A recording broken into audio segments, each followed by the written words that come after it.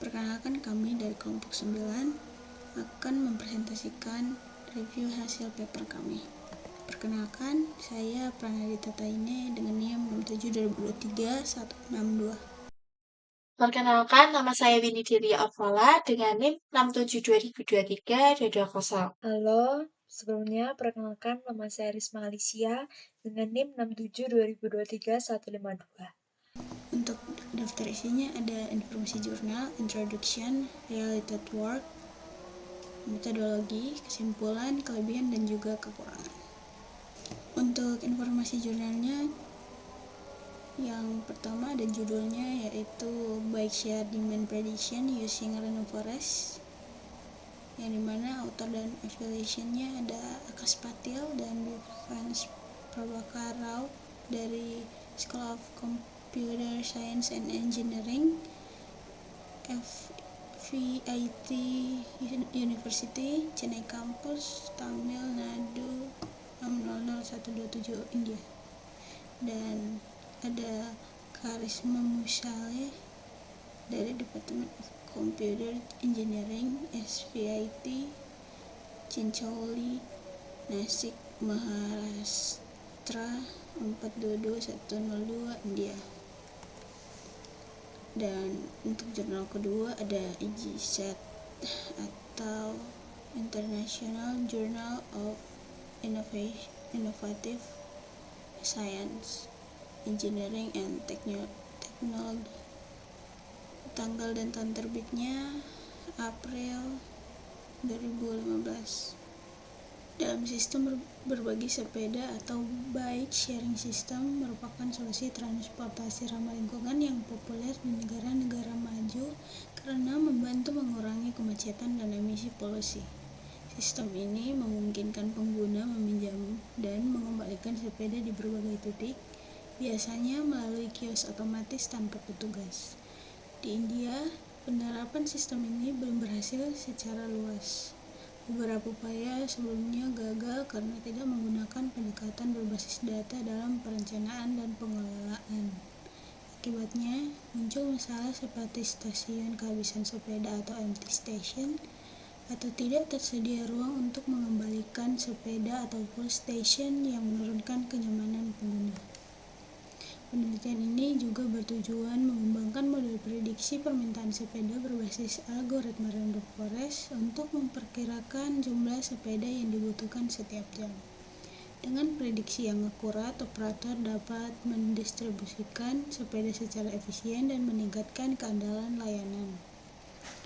Studi menggunakan dataset publik dari Capital Bike Share yang berisi data penyewaan seperti per jam beserta informasi pendukung seperti cuaca, hari libur, musim, dan waktu. Hasil prediksi diharapkan dapat menjadi acuan dalam mengembangkan sistem berbagi sepeda yang lebih efektif di India dan negara berkembang lainnya. Sistem berbagi sepeda merupakan industri yang berkembang pesat di negara-negara barat. Menurut data dari Wikipedia, sekitar 600 kota di seluruh dunia telah mengimplementasikan sistem ini dengan total lebih dari 500.000 sepeda yang digunakan. Beberapa contoh sistem berbagi sepeda internasional yang sukses antara lain Nextbike dan Chogo Bike Share. Studi terdahulu menggunakan metode seperti regresi decision trees, SVM, neural networks, dan random forest. Banyak sistem bike sharing di negara maju sudah mengandalkan prediksi dan analitik data sebelum mendirikan stasiun baru. Dan selanjutnya dari related work itu, namun di India penerapannya itu masih terbatas dan belum sepenuhnya itu sukses. Berikut ada dua kasus. Yang pertama itu nama Cycles itu terjadi di kota Bengaluru, di mana diluncurkan pada bulan Agustus tahun 2012 sebagai proyek kampus di Indian Institute of Science. Lalu di kasus ini tuh memiliki 5 stasiun dan sekitar 50 sepeda beroperasi dalam area terbatas, yaitu sekitar kampus, di mana ini mendapatkan dukungan dari pemerintah. Studi kasus yang kedua itu Cycle Salao yang terjadi di kota Mumbai, di mana memiliki 25 stasiun dan 300 sepeda.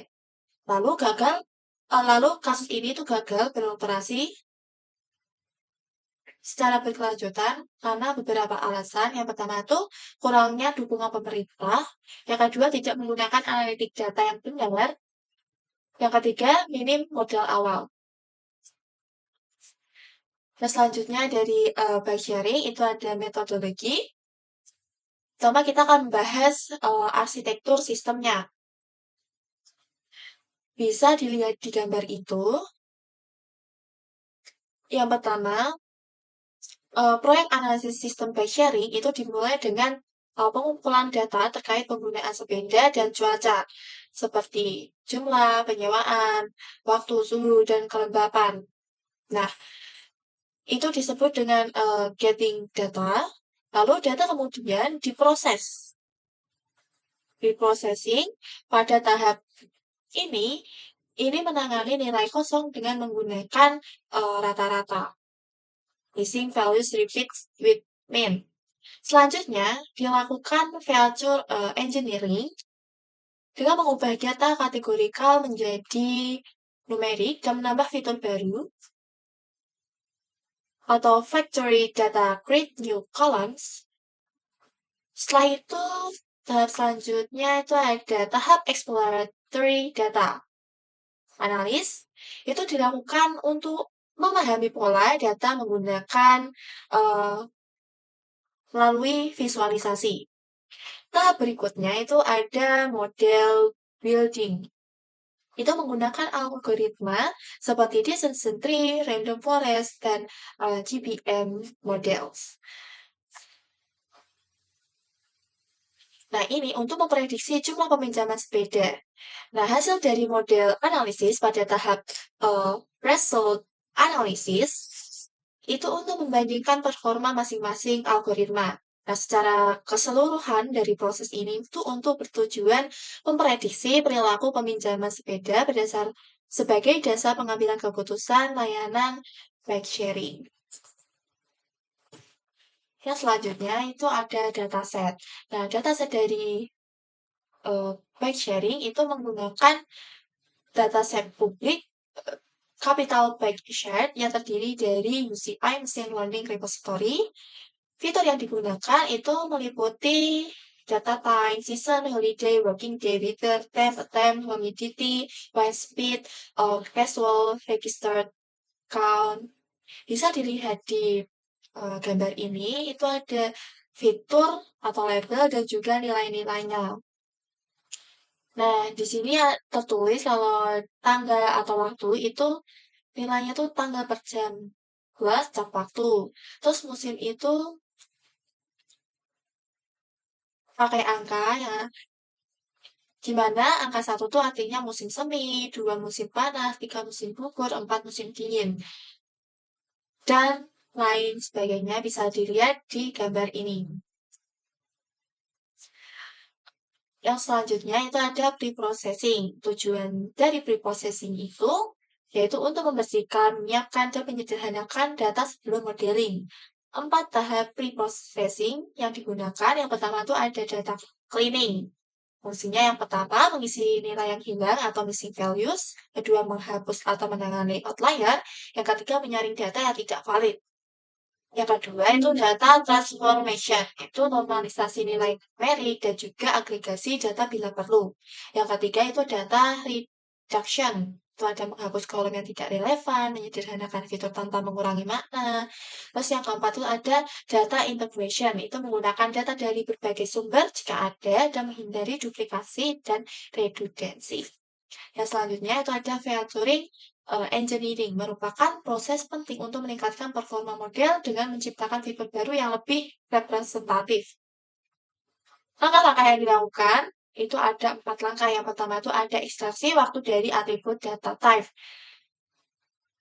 di mana itu kita melakukan pemisahan menjadi fitur-fitur Ada fitur day, month, year, dan hour, lalu membantu model memahami pola waktu harian atau musiman. Yang kedua itu ada kategorikal, variabel numerik, ada temperatur, humidity, dan wind speed dikategorikan ke dalam rentang tertentu. Yang ketiga itu ada pembuatan dummy, di mana variabel untuk atribut kategorikal itu ada season, diubah menjadi 3 variabel biner, yaitu spring, summer, winter.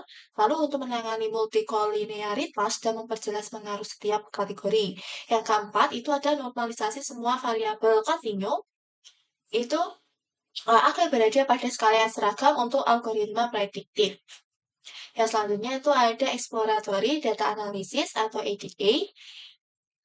Ini digunakan untuk memahami distribusi dan hubungan antar variabel menggunakan visualisasi data. Beberapa grafik ADA yang dijelaskan ada 3. Yang pertama itu ada block spot, distribusi count berdasarkan kategori cuaca dan musim. Ini menunjukkan bahwa jumlah peminjaman tertinggi terjadi di musim panas dan saat cuaca cerah. Lalu median count itu meningkat pada musim panas dan gugur. Yang kedua itu ada distribusi numerik seperti temperatur dan kecepatan angin. Ini ada permintaan tertinggi itu terjadi pada suhu antara 25 sampai 30 derajat Celcius dan kecepatan angin rendah. Lalu juga kelembapan tidak banyak memengaruhi count. Yang ketiga itu ada tren peminjaman berdasarkan tahun dan jam. Ini menunjukkan tren peningkatan peminjaman dari tahun ke tahun, lalu terlihat juga bahwa pengguna terdaftar lebih konsisten dibanding pengguna non terdaftar. Yang selanjutnya itu ada model building. Bisa dilihat di gambar di samping itu ada rumus. Untuk model building ada rumus dari random forest dan juga Tun RF. Nah, setelah data diproses itu tadi dan fitur disiapkan, dilakukan pembangunan model prediksi. Algoritma utama itu random forest, itu untuk meningkatkan performa digunakannya tune RF yang fungsinya untuk tuning parameter untuk random forest. Tujuannya adalah yang pertama itu untuk menentukan jumlah pohon optimal, yang kedua itu menghindari overfitting atau underfitting, yang ketiga itu untuk meningkatkan akurasi dan stabilitas model. Yang selanjutnya, eksperimen and result. Nah, model utama yang sebelumnya itu kan random forest, terus juga dilakukan tuning parameter menggunakan tune RF untuk hasil yang optimal juga. Terus evaluasi performa menggunakan RMSLI atau root mean squared logarithmic error. Nah, di sini random forest itu ditambah dengan tune RF itu akan memberikan error yang rendah dibandingkan jika menggunakan conditional inference trees atau gradient boost machine atau GBM. Eksperimen dan result di gambar itu merupakan box plot variabel kategorikal versus jumlah peminjaman atau count. Dari gambar itu tuh ada 5 kotak. Kotak yang pertama itu ada count, weather, holiday, working day, dan season. Dapat dilihat di kotak pertama kan, itu jumlah sepeda yang disewa itu berkisar antara 0 sampai 100 per jam dengan banyak outlier pada nilai tinggi. Terus kotak yang kedua, weather itu cuaca ekstrim. Di kode 4, ini kan paling rendah. Ini menunjukkan kalau peminjamannya itu rendah. Nah, 4 ini seperti di sebelumnya, itu 4 itu dingin, 3 gugur, 2 panas, 1 semi. Jadi artinya kalau di musim dingin itu peminjaman sepeda itu rendah. Terus di holiday di sini menunjukkan kalau ini kan 0 artinya kan hari libur, 1 tuh hari kerja. Ini juga di antara ini apa paling tinggi itu waktu di hari working day. Jadi bisa disebutkan kalau hari kerja atau hari biasa itu cenderung memiliki jumlah peminjaman yang lebih tinggi. Terus di season itu jumlah tertingginya itu terjadi pada musim panas dan gugur. Bisa dilihat di kode angka 3 dan 2. 2 panas, 3 gugur. Model buildingnya Jadi setelah data diproses dan fitur disiapkan, dilakukan pembangunan model prediksi dengan algoritma utama yaitu random forest. Untuk meningkatkan performa, digunakan TuneRF sebagai fungsi tuning parameter untuk random forest. Tujuannya itu untuk menentukan jumlah pohon optimal. Kedua, menghindari overfitting atau underfitting. Ketiga, meningkatkan akurasi dan stabilitas model. Nah, FIT itu untuk di contoh rumusnya itu, FIT itu sebagai variabel model yang telah dilatih dan akan disimpan. Nah, untuk random forest-nya itu adalah fungsi untuk melatih model random forest-nya. Untuk count-nya sendiri, itu variabel targetnya. Lanjut untuk season plus attempt plus humidity plus working day plus hour plus day of week plus year itu sebagai formula modelnya. Nah, untuk datanya, data frame.train-nya itu untuk menentukan datasetnya yang digunakan untuk melatih.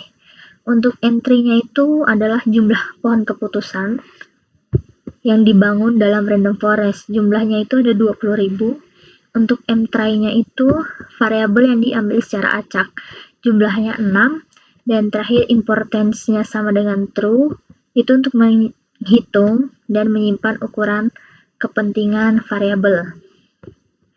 Untuk baris kedua itu ada base mtry. Base mtry itu variabel tempat nilai mtry-nya. Terus TuneRF-nya itu sebagai fungsi untuk mencari nilai mtry optimal. Lanjut data frame.train small itu sebagai subset kecil dari data untuk proses penyempurnaan. Lanjut untuk data frame train count itu variabel target dari dataset pelatihannya. Untuk entry try-nya itu jumlah pohon yang akan dibangun dalam setiap iterasi penyempurnaan. Jumlahnya ada 100. Untuk step faktornya itu 1,5. Itu faktor untuk melipat gandakan atau membagi mtry-nya. Untuk improve itu nilainya 0,01. Improve itu sebagai kriteria penghentian. Jika peningkatan akurasi kurang dari 0,01, proses penyempurnaannya itu akan berhenti. Untuk trace-nya itu sama dengan true, itu untuk menampilkan informasi debugging selama proses. Untuk plot-nya itu sama dengan true, plot itu untuk menghasilkan menunjukkan bagaimana error berubah dengan nilai mtry. Yang terakhir ada doubles sama dengan true, itu untuk mengembalikan nilai mtry-nya.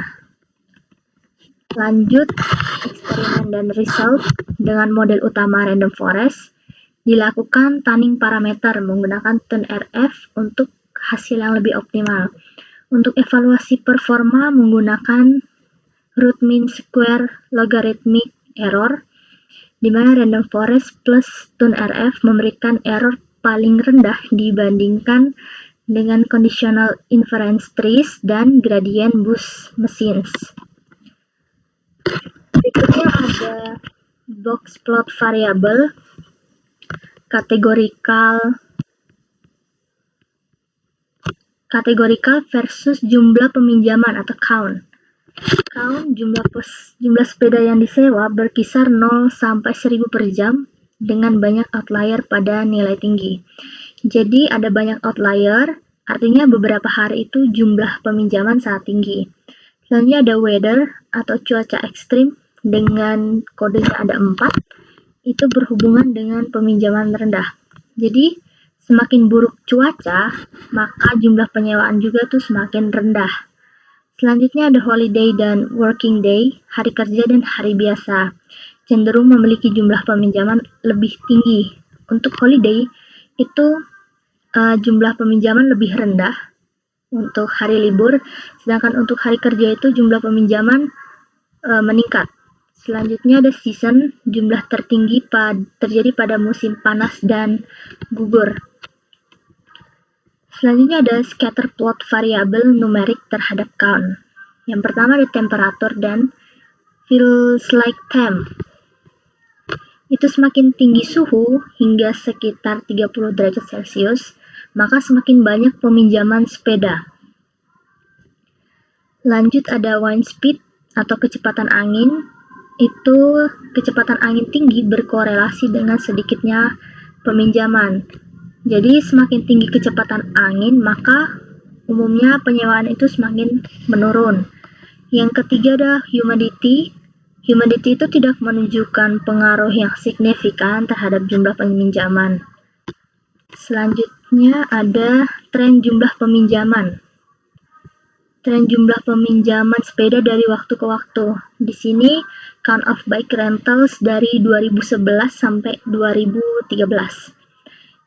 Terlihat tren meningkat dari tahun ke tahun, terutama di musim panas. Yang kedua, menunjukkan sistem capital bike share semakin populer dan banyak digunakan. Selanjutnya ada presentasi penggunaan terdaftar, pengguna terdaftar atau register users. Percentage of register users, yang pertama, mayoritas pengguna itu berasal dari pengguna tetap atau yang register. Yang kedua, pengguna non terdaftar cenderung menurun seiring waktu. Yang ketiga, menandakan loyalitas pengguna meningkat terhadap sistem. Jadi yang selanjutnya adalah saya menjelaskan tentang evaluasi model dengan RMSLE. Untuk menilai kinerja berbagai algoritma prediksi, penulis menggunakan metrik Root Mean Square Logarithmic Error atau RMSLE. Metrik ini dipilih karena pertama memperhalus efek nilai ekstrim atau outlier, dan yang kedua cocok untuk data dengan skala besar dan distribusi tidak normal. RMSLE ini mengukur selisih logaritmik antara jumlah sepeda yang diprediksi dengan jumlah sebenarnya dengan rumus. Dan yang di sebelah sini adalah rumusnya serta keterangan-keterangannya. Dan yang berikutnya adalah gambar yang menunjukkan perbandingan RMSLE dari 4 model. Yang pertama adalah random forest, yang kedua adalah random forest plus TUN-RF, dan yang ketiga adalah conditional inference trace. Dan yang keempat adalah gradient boosting change atau GPM. Random forest dengan TUN-RF ini menghasilkan RMSLE yang paling rendah, menandakan prediksi yang paling akurat. GPM justru memiliki RMSLE tertinggi, menandakan performanya kurang baik dalam konteks database ini. Dan di sebelah sini adalah grafik perbandingan RMSLE antara model. Terlihat bahwa garis untuk GPM itu naik tajam, menunjukkan error tinggi, sementara random forest plus TUN-RF ini paling rendah. Yang selanjutnya adalah kesimpulan. Yang pertama adalah model random forest dengan parameter optimal berhasil memprediksi permintaan sepeda secara akurat. Yang kedua, hasil prediksi membantu mencegah stasiun sepeda kosong atau penuh. Yang ketiga, menggunakan data analitik terbukti penting dalam mengoptimalkan sistem berbagai sepeda. Dan yang terakhir adalah diharapkan model ini dapat mendukung pengembangan sistem serupa di India untuk mengurangi polusi dan kemacetan. Dan yang selanjutnya adalah kelebihan. Yang pertama, menggunakan data set nyata dari sistem bike sharing dunia nyata atau capital bike share. Yang kedua adalah struktur metodologi lengkap termasuk fitur engineering dan ADA. Dan yang ketiga, menyediakan perbandingan kuantitatif antara berbagai algoritma prediksi. Yang keempat, dapat digunakan sebagai bahan perencanaan nyata dalam penerapan sistem berbagai sepeda di negara berkembang. Dan yang terakhir, memanfaatkan fungsi tuning untuk optimasi model atau TUN-RF ini sehingga model tidak hanya langsung dipakai. Yang selanjutnya adalah kekurangan. Yang pertama, hanya berfokus pada suatu model utama, yaitu random forest. Algoritma lain seperti neural network atau SVM kurang dijelaskan secara mendalam. Yang kedua, generalisasi terbatas. Database berasal dari Amerika Serikat, sementara target penerapan adalah India. Dan yang ketiga, tidak membahas detail teknisi atau implementasi, misalnya parameter random forest, tools, atau software yang digunakan. Dan yang keempat, tidak membahas pengujian di dunia nyata atau deployment model secara aktual. Dan yang terakhir adalah tidak ada penanganan untuk isu keamanan seperti pencurian sepeda atau keselamatan pengguna. Sekian presentasi dari kelompok kami. Terima kasih.